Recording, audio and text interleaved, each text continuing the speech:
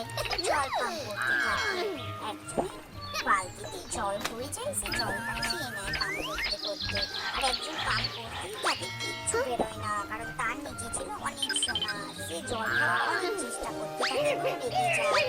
এরপর একটি মেয়ে আসে, যার কাছে জল ছিল, তাকে বলে একটি ডায়মন্ড দেবো, আমাকে জল খেতে দেবে।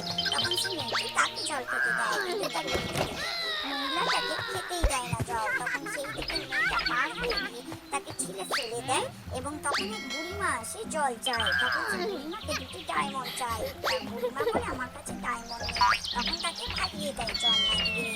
এইদিকে ওই মেয়েটা অনেক জোরে জোরে পান করতে থাকে। এরপর জলের বদলে সাপ বেরিয়ে আসে। উল্টো দিকে মেয়েটা পান করতে করতে আর পারেই না। এরপর সে ভাবে আমি হেরে যাবো না, আমি আরো পান করতে থাকবো। তখন সে একটি ডায়মন্ড পায়, ডায়মন্ড থেকে সবকিছু বেরিয়ে সে রাজকন্যা হয়ে যায়।